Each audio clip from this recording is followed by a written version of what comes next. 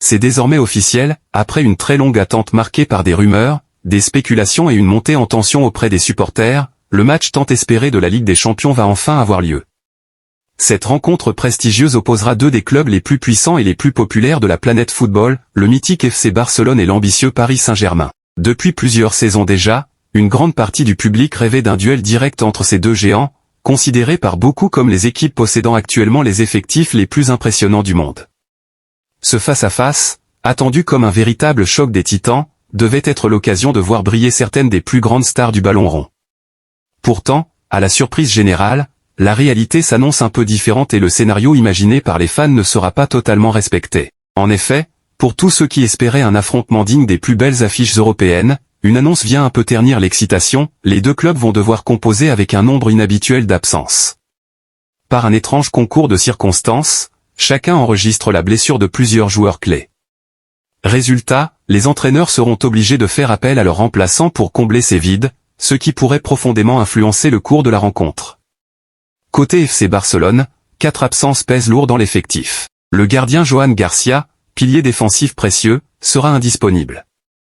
Les milieux de terrain Fermín López et Gavi, véritables moteurs du jeu catalan, manqueront également à l'appel.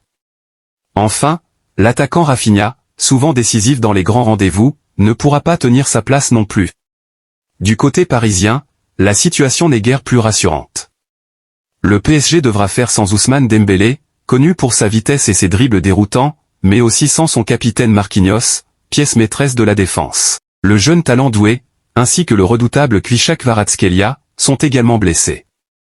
Et la liste ne s'arrête pas là, Joao Neves, Vitinha et Fabian Ruiz figurent dans le groupe convoqué, mais leur présence dans le 11 de départ reste incertaine en raison de soucis physiques.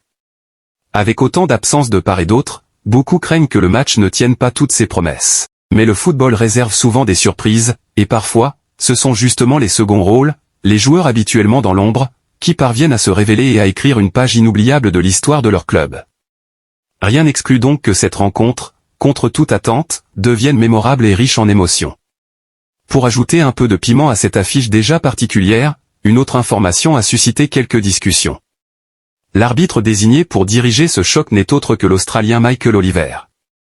Celui-ci n'est pas un inconnu pour le Barça. Il a déjà eu l'occasion d'arbitrer 4 de leurs matchs, avec un bilan mitigé pour les Catalans et une seule victoire, un match nul et une défaite.